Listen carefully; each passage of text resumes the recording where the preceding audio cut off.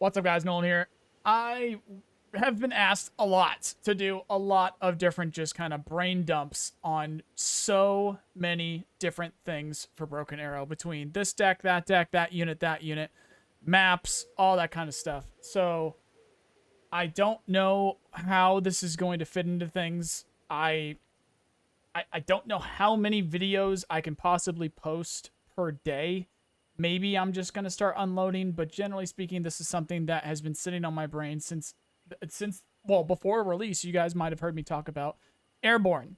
Specifically, don't play it. If you're the US, don't use the Airborne deck. You are making a massive mistake if you are playing in a competitive sense, if you're playing against other people who are actually good at the game, people who are actually able to understand Broken Arrow, the ins and outs, the do's, the don'ts.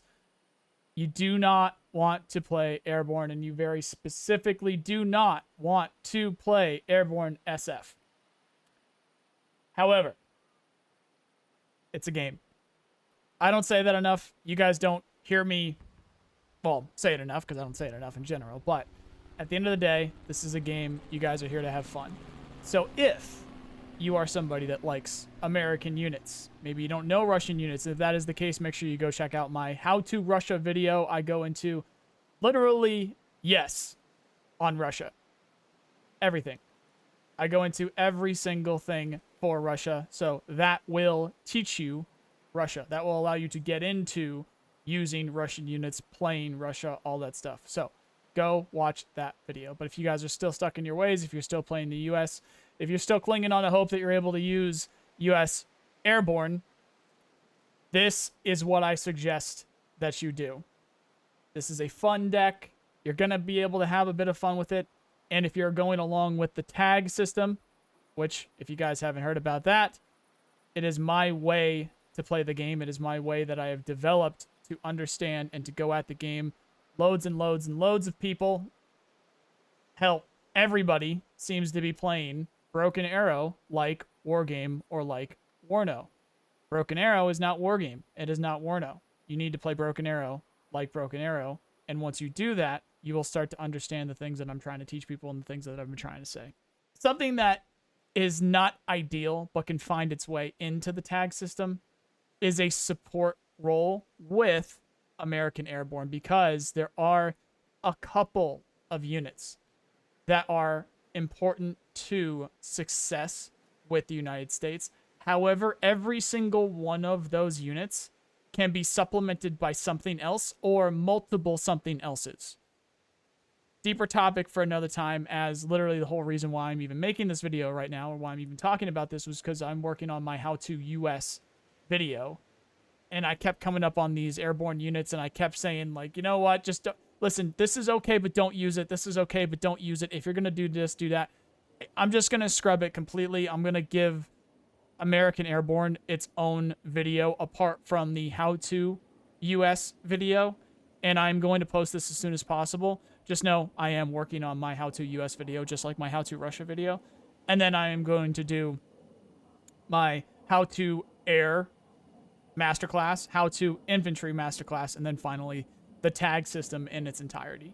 So, if you are going to be playing US Airborne, you must realize there is only a couple of things that you should use. Every single other thing does not matter. The easiest way to show that, and the easiest way to take the best advantage of those units in particular, is if you go Airborne SF. If you would like to play Airborne Armor, Airborne Marine, Airborne literally anything else, these units that are Airborne are what you should also take. However, in my strong opinion, the best way to play US Airborne is if you have at least two other people that you are in communication with, people that you play with regularly, that like their ground game, people that are going to go some kind of a pushing deck. I don't want to go too far into the tag system here because not everybody understands it. Only the people that I've been coaching really understand it. But within the system, this is a support deck, and you should have two fast pushing or a fast push and a hard push along with you in order to make the best use out of this. That way, those people that are pushing the front line just focus on the front line, and you focus on literally everything else. However, this is a feed system. So, the way that you are going to use this, and the way that I suggest that people use this, is that you are feeding these helicopters. You are feeding these units. But the information that you should be gaining, and ideally, when the situation is right, the trades that you are going to be able to get, the kills that you are going to be able to get while feeding these units, are going to make a significant impact to that game. And that is if you have two people that are working alongside you. Now, specifically, this deck in front of you is what I consider the way to use those airborne units in particular. Airborne snipers, in their own way, are better than the SF snipers that you get when you bring the M107. They don't have the same armor value, but the 20-point difference can end up making a difference because of what you actually bring in that tab. The economy of the availability points of the deck, and not so much the availability points in the game, but it is a 20-point difference. You also get 30 extra rounds. Now, you don't get the AT4, you don't get the armor, so these need to be in a support role. When you are pushing forward with this infantry, you keep these back and they snipe. I have a game that I'm going to post at some point eventually here where I use these to, well, actually I use the SF snipers rather, but it's the 50 cals. 50 cals in urban environments are very, very useful. So use them as support. The SF units with the United States is something that you're going to be hearing a lot about. I don't know if I've posted enough gameplay with these guys in particular, but the Green Berets with flash launchers are all you need for anti-infantry if you can get them close enough. Luckily, we can. Ranger RRC, absolutely slept on. You get the Maws, you get the Scars, you get the Mark 48. These are fantastic, and they're 6-man squads, so that means you can fit 2 in any Black Hawk. Anything that can carry 12, guess what? 6 times 2 is? That's right, it's 12. So anything that can carry 12, you carry 2 of these. Anything that can carry 6, you carry 1 of these. And you can just throw it at the front line. If there is a vehicle out there, the Maws will do a good job against it. If there is infantry out there, this will do a good job against it. STT, solid anti-infantry, and you get the Stinger J to out to 2,000 for those Russian helicopters. Airborne NGWS, as you may have noticed, I've only talked about a single airborne unit so far with those airborne snipers, which actually the SF snipers are better, but the only reason why I bring these is because with cooperation with the SF tab in general, the recon tab, it does make more sense economically speaking to bring those, and then you save the extra 80 points that you would have had to spend to bring the other snipers. Same thing here. The Airborne NGWS is one of the best infantry squads in the game because you get the Maws and because you get the lethality that you do get with the Spear and with the LMG. However, it is outshined significantly by most of the higher level Russian infantry. The only reason that these are here are because you bring more Maws. This is not a good infantry unit if you want to go and kill infantry, because chances are you're going to go fight Russian infantry units that are better than you. They do more damage. Now, the fire rate can still come into account. The effective range can still come into account. Your armor can still come into account. It is still a good infantry unit. But generally speaking, if you are going to go use this as an anti-infantry thing, the thing that you are going to send it against is going to be much better than you at anti-infantry. Hopefully that is making sense. But you don't care. You have Green Berets. You have sniper rifles as support. You have solid anti-infantry in the form of the marksman rifles and the extra amounts of the good anti-infantry that you get in general. Also, part of this deck, I'm bringing the Rangers that are for the close-up. So, as I said before, this deck in general, and these are your pushing units, these are, in fact, your only ground units realistically. The way that you use these are in a supporting role. Somebody else is holding the front line, ideally also pushing, being very aggressive. You just basically come through with, surprise, now there's SF here that you need to worry about. You throw these in their face. These in particular, try and get them against that infantry. These, put them somewhere around. They have the Maws. These, put them somewhere around. They have the Maws. These, put them somewhere around. Anti-infantry, put those buildings on fire. Do not put your own infantry in the same buildings as their infantry, ideally. Watch out for that. Fire support, fire support, fire support. Oh, and also the best anti-tank in the game. When you are fighting T-15s, when you're fighting heavy armor, be careful to make sure that you are trying to get the side shots. They are going to need to worry about these other Moz teams that are around, but if you get one of these next to or behind any of that heavy armor, it's practically instantaneous. In the next few seconds, that armored unit is going to be going home in a jar. But realistically speaking, you can do it without either of these. They're just going to fire much slower. So get them worried about these Maws, get them facing this direction, and then, surprise, now they actually are fully dead because you got 3 Maws right next to them. It's also helpful to have this extended range Javelin nearby. You get Stingers here. You get Stingers here for the Shorad. You also get the Avenger. The Avenger is a very good Shorad unit, but if it gets spotted, it's going to die. It's absolute paper. Hawkeye, not too bad at range. Make sure you're focusing on SAMs, Shorad, supply for those frontline units for the things that you are going to be fighting with these units in particular. Because even if they all die, which if you're doing it correctly, they will, the units that are left over are not going to have supply, again, if you are doing your job correctly and you are eliminating that supply. How do you know they have supply? Well, you put up the reconnaissance, you put up the sentinel as much as you can. It gets shot down because it gets spotted by a plane. Did a SAM system shoot it? Okay, send the Raptor after it. This is a, generally speaking, an ASF loadout for this plane. However, the Raptor is going to be your most effective seed plane with the SF. And yes, I said seed, because it is as fast as it is with the 900 kilometer per hour speed. It is as stealthy as it is with the 1.75. It gets the 20% ECM. So, generally speaking, close to the front line, and even if you want to get ballsy, way behind the front line, those SAM systems, you bait out by other means. You go back there, you say, hey, how you doing? You drop a couple of 1,000-pound bombs on them. One of these 1,000-pound bombs will kill any SAM system that you see back there. Gladly will kill Tors, gladly will kill S-300s and everything in between. It can also kill Koalitias, Malkas, Smirches, anything like that. So, while you're doing it also, almost forgot, you get 2 AMRAMs, you get 2 Sidewinders, so it ain't no slouch in being able to contribute to ASF in general. When you are doing that, it is possible that they send another plane after you. When that happens, you send one of these first, and then you send one of these behind them, and if you are playing your support role correctly, you will have those points floated, ready to spend on your expensive planes. Send this to its death. Send it directly at whatever plane is out there. It'll shoot the AMRAMs, it'll shoot the Sparrows, and then it'll shoot the Sidewinders. It'll probably end up dying. However, at least 1, if not 2 of these, if not a full trade, will happen. That's 250 points compared to at least the 255 for another MiG, in which case you really should beat a MiG with this, unless you get very unlucky because, you know, Russia being what it is, this is one of the most successful air superiority fighters in the world, and for some reason this only gets 5% when most of the MiGs get 10. I wonder why that is.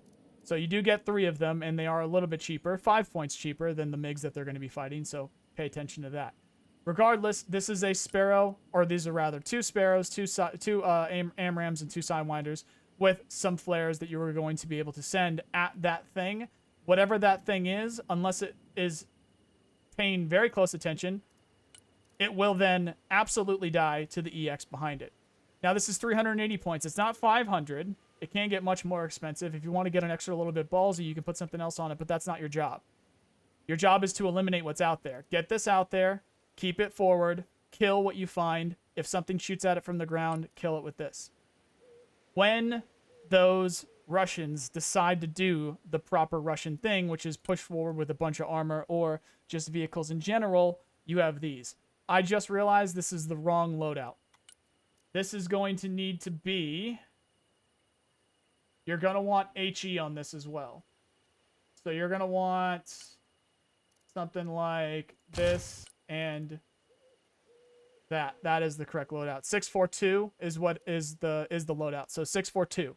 That should be what's coming to mind. Can this do more? Absolutely. Have I tested it? Yes, I have. What did I conclude? This is your best option.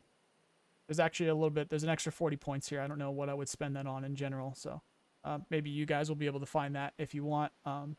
This deck will be posted on my Discord if you guys want to go check that out in the Broken Arrow role. Now, the reason why I have this set up like this is because it can do anything against anything. These 6 snake eyes are 500 pounds of HE. It's very useful. These 4 1,000-pound clusters are going to fuck up whatever it is that you're able to drop on it, while also keeping this airframe as cheap as possible because it is, generally speaking, slow. It's not the 900, it is the 810, and it's 10% ECM. If that other player, if that Russian that you are fighting, or those Russians that you are fighting, are playing the game correctly, this is going to die. They'll find a way to come after it. They'll find a way to kill it. But if you're doing your job as best as you possibly can, you will lower that as much as possible. The only reason that you are bringing this out is when they have 2 T-15s together, when they have 2 of those heavy tanks together, in particular, when they have a bunch of those BMP-3s together, and then you do your low altitude bombing run with this. Because it is 335 points and not 500 plus if you were to jack this up completely, all you need to do is, realistically speaking, kill 2 of those things and you have an equal trade. And that may not even be based off of the points. That may be based off of the status of whatever is left over after that bombing run being so hurt that it is almost certainly not going to win the fight that it's about to get into or is part of already. And then they are going to need to resupply. They might already pull it back. That unit is still in play for that player. If it is an Armada, if it is a T-15, if it is a heavily armored vehicle that is taking away from their income because it is an expensive unit, that they are then going to need to bring supply up to the front in order to resupply, which is then going to cost them more. If at any time it comes up against, oh, I don't know, something that is particularly very good at killing armor, again, it is not going to win that fight and it is going to die anyway. Now, next step there, where are they bringing that supply? Going back to what I talked about yesterday with my how to play artillery correctly, focus on SAMs, focus on SHORAD, focus on supply. Using these helicopters in the way that you should be using them, you are going to spot that supply. Ideally also, if you can keep a sentinel up, you can do that as well. And if you are using these vehicles correctly, you can continue to probe that front line, find where that supply is, then using your Hawkeye, eliminate it, or using your Raptor, or talking to one of your teammates who ideally has an Iron Thunder, maybe some SPHs if they're playing Striker, to eliminate that supply, so they have no supply to go to. What does that look like? Throw every single one of these to their deaths until you find that supply. Throw every single one of them. You don't throw 4 of them, you throw 1 of them, especially with this. Take 1 of them, it's 35 points, it can see out to 1750. It will die to the very first thing that shoots at it, SHORAD-wise. What do? You kill it. Now, ideally, you talk to one of your teammates and then focus that SHORAD. Next up, you have one of these around. It can see out to 2,400 for 75 points. If it gets shot down, talk to your teammate or handle it yourself. Eliminate that SHORAD. Next up, you have this. Bit stealthier, less likely to be seen, out to 2,400. Well, stealth in general, because it's got the 2.5. It's the Comanche. And because of the stealth, because of the still lackluster, but still 10% ECM because of the flares, you're going to be able to push it a little bit harder than either of these, and then potentially with the daggers be able to eliminate that supply, eliminate that SHORAD yourself with this. Past that, you have these. Throw it to its death. You got 140 extra points, and luckily you got the 20 armor there rather than the 10 for most of these. Throw it to its death. Hopefully the APKWS does its job, but generally speaking, you have 2,000 meter optics. You're going to spot where that supply is. You're going to spot where the SHORAD is because it's shooting at it, and you might even spot where the SAMs are. You spot SAMs, try to eliminate it. You can't, eliminate it. You can't continue to spam these, get that infantry in there, eliminate it. The way that you can get that infantry up there is either on the ground with these very fast vehicles, and then you just YOLO it. Ideally, you put them up roads, you get them behind buildings, you get them around tree lines, but generally speaking, if you're doing this correctly, you can take these, send them up there first, put them in the first fast vehicle on the ground. When that vehicle dies, something that isn't affected whatsoever, although this is going to be hurting and panicked, is the ability to smoke. Sprint that unit so it's going to be able to move so it's not lying down anymore. Smoke on the road. Go to a perpendicular direction to the direction that you are trying to assault and continue to smoke in that perpendicular direction. If you are very close to that building or that tree line that you're trying to get to, then go towards it.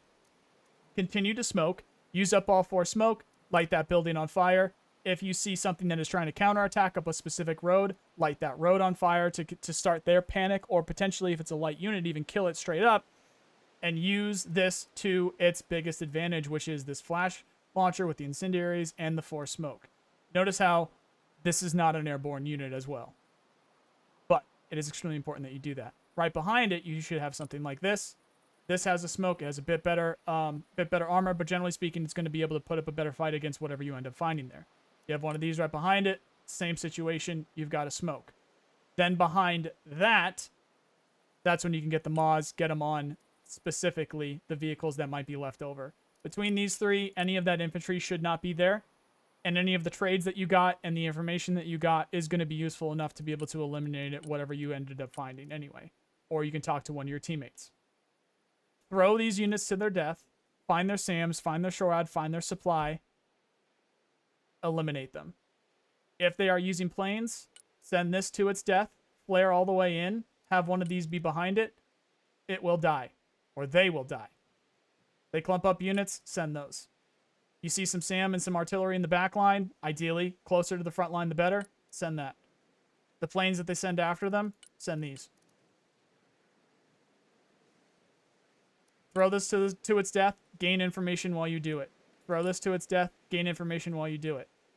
Throw these to their death. Gain information while you do it. Take advantage of that information.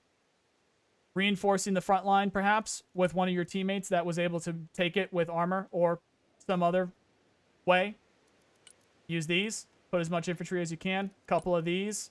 Couple of these. Couple of these. Couple of these. Bring some supply along with it, which this can. You're going to be able to hold that line for as long as that teammate needs to then get back. Then, throw it to its death. That's 25% ECM. That's 2,000 meter optic. With 280% speed. 280 kilometer per hour speed, rather. You are going to spot SAMs. You're going to spot SHORAD because it's going to be shooting at it anyway. And you're going to spot supply. Eliminate the SAMs, eliminate the SHORAD, eliminate the supply. You're also going to spot what's coming at you. Depending on what you spot, if it's just transports, the infantry in there, anti-infantry, anti-infantry, anti-infantry, anti-infantry, anti-infantry. If it's hardened vehicles, anti-tank, anti-tank, prioritize. Anti-tank, prioritize. Anti-tank. If it's blobbed up, send one of these. If they're pinpoint and they're just sitting there, this can be helpful. This can be helpful. I've explained how to play Airborne as the United States. Now that I've done that, I'm going to then remind you, don't play Airborne as the United States. This is what you want to use as Airborne. This is what you want to use as Airborne. This is what you want to use as Airborne. That is it. You cannot get this in any other deck. You cannot get this in any other deck. You cannot get this in any other deck. And they're very powerful when used the right way. Don't load this up with ASF. It's going to die. It's only got 5 fucking ECM. It's going to die. I'm still baffled that you can't increase that. It's insane. You get 2 of these. By using it this way and keeping it as cheap as possible so that it's okay if you end up losing it, if you end up taking a 400 plus point Russian plane with you, and then also spot the SAMs on the ground so that you can go eliminate them, you are not taking your JSOWs, your JASSM, your 2,000 pounders. You're not taking your seed missiles. It's a pretty significant loss in that way as a supporting role. But what are you doing? Like I said, you are killing 400 plus point planes in doing so, and you are spotting those SAMs so that you can eliminate those SAMs. You're spotting SHORAD so that you can eliminate those SHORAD, and any of your units on the ground are not going to be able to resupply because that is the priority. One of the things that this plane can do in particular that most other planes can't is it can kill any ground vehicle in the game because of these JSOWs. This is the other way to use this plane in particular. The Viper for Striker can also do this, but notice what happened to its points. You gained 60 points by having to do that. 3 JSOW on any ground vehicle in the game will kill it. 1 JSOW does 33.3% damage, 2 does 66.6, 3 does, yeah, you guessed it, 99.999, aka entire. While also every single one of those have a high chance of critting that target, and they're laser designatable. Laser designate, laser designate. I forget if anything else can, to be honest. There you go. There you go. Laser designate. There's other sniper teams that can.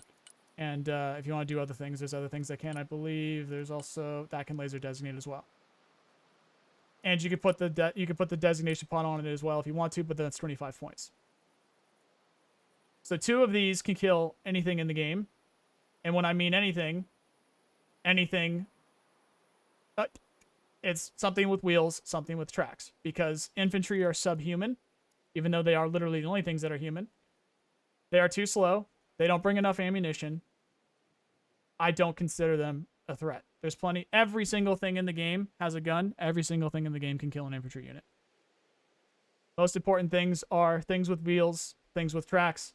This can kill anything in the game because it can carry 3 JSOWs. So that is why it is important. And you can only get it through Airborne. F-15E, similar story. This can kill anything in the game because of its clusters. And it can do it at low altitude, which is nice because it only gets 10% ECM and it doesn't get 900 km/h speed. So it can do something very well for cheap, for 335 points.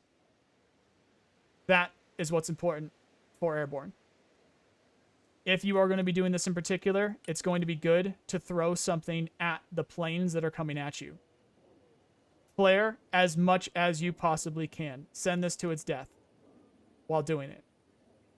Try and get kills. Try and use it. Try and keep it alive for as long as possible. Flare as much as possible. Have this behind it.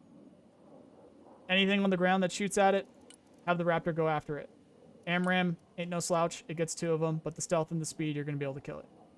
This also gets 2 air-to-air missiles as well with the AMRAAM and the Sidewinder. Keep these as cheap as possible. Throw them to their deaths. You'll thank me later. I forget what this was. Nothing. And there we go. So, yeah. If you find something to use the extra 40 points for, let me know. Otherwise, enjoy. If you guys have opinions on this, I'm happy for you. I've done the testing. I've done the legwork. Played a variety of players from randoms to the best in the world. This is my understanding of this deck. If you do anything else, you're going to be missing out too much. Let's say you want to do armored airborne. You're going to bring those tanks up, and you're going to have the F-15E, you're going to have the EX, you're going to have the C. Which one? Because you're not going to have an air tab as armored, so what are you bringing? The points that you put in that tab is not more efficient than what you can do as SF. Armored SF is the way to go if you want to do something in the air as well as on the ground, because what also you're doing is you're missing out on that infantry. Armored infantry does not hold ground. It doesn't. Armor holds ground. Those units hold ground. The Abrams are great. Iron Thunder are great. Gimlers is great. AMPV is great.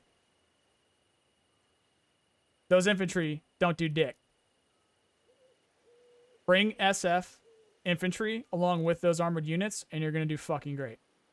Use the Iron Thunder to eliminate SAMs, SHORAD, and supply. You're going to do great. And you're also not going to lose planes while doing it. A lot of people think Airborne is good. It is the worst spec in the game. This unit is good. This unit is good. This unit can be good when used correctly. This unit is not good. It has a Moz. That's it. This unit can be good if it is not being directly fired at because it's paper. This unit, for the price, is good. 2,400. This unit, when thrown to its death, can be good. 20 armor, 50% ECM, 140 points. Go find the SHORAD and then have something else come behind it. If you spot something with a 2,000 meter optics, eliminate it. Or eliminate it. or eliminate it. Clear the air so that you can get the Sentinel up there. Heavily, heavily, heavily support your team. But guess what? It's not Airborne, that's SF. Full thoughts on Airborne there. Everything has a gun in the game. Everything can be useful. This is great. This is great. This can be okay. It is not worth it to have to bring the rest of the spec along with you. It's not. That's my opinion. Take it or leave it. Let me know what you think in the comments. I was going to record this full game, and maybe I might still. But I need to try and put something forward to you guys who do not play the solo queue. This is the reality. There's 4 minutes left. I have 5 people on my team. But if this is what people that are new to the game and or just want to deal with talking to people, maybe they're introverted, maybe they just aren't good at making friends. A lot of the community likes to bitch a lot, as I'm finding out about stuff in general. Maybe it's just not intuitive. Maybe that's something that they don't feel like doing. This is not healthy. This is not good to have this happen as consistently as it happens. Something needs to happen. Why did you just nuke that? We had it. This guy had 1,000 points, and he didn't use the nuke earlier after seeing all that. What? Like, what? This is the solo queue. This is the reality. When you guys are playing with your friends, these are the people that you are fighting more cases than not. So, keep that in mind. Keep your understanding of the state of the game in check. Because solo queue is not okay. It's not. Oh, look at you. It's not like you're contributing. You did a 0.5. I was taking ground every single time. This is part of the tag system, as you'll see with the SF Infantry. Took ground every single time, which is what actually matters. There's probably a couple of things that... A couple of these deaths. Where's my losses? I don't know. Maybe I'll end up fast-forwarding the gameplay in the background or something like that. Something iffy was going on. Not like a cheating kind of iffy. I think they had reconnaissance behind us, and based off the state of my team, it was likely that was the case. It was just like they were just very easily killing things that were flying. So I think they had some reconnaissance behind us, especially with a map like that and a team like that. It would have been very easy to do that. But generally speaking, which again, topic for another day, explaining the tag system. This was a extremely successful game for me. Does the score represent that? Absolutely not. I got the least score. Taking ground, actually doing what matters to be successful in that game, I was absolutely the top. These guys, obviously they got some bomber kills. Obviously they got some tank kills. The things that I left wounded for them to be able to clean up, don't get any assists for that. The game does nothing to represent what is actually making people successful in their wins. And then within the solo queue, this is the kind of teammates that you end up getting. You saw what they were doing. You saw how they were playing. It's not good, guys. It really isn't good. And then look at these guys with their 1800s and 1700s. They did nothing special. They were absolutely easy opponents. Absolutely. Because there's 5 of them, it's too much. It's too much for one person that actually knows how to play it to be able to handle. So, very weird state. I think at this point I'll be going in circles. But the infantry were very successful. The planes were very successful. But as I was saying,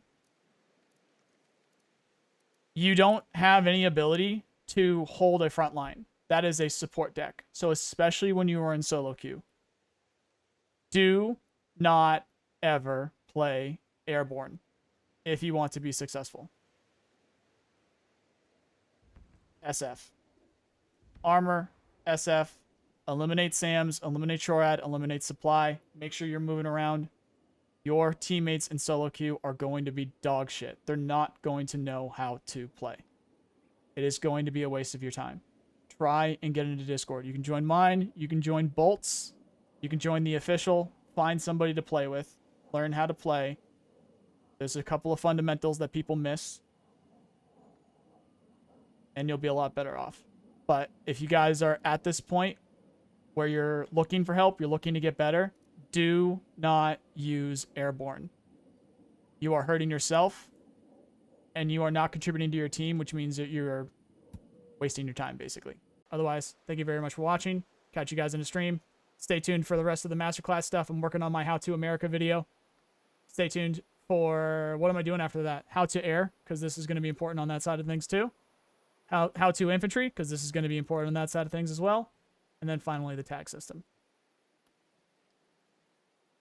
Otherwise, hope you have a nice day. See you guys.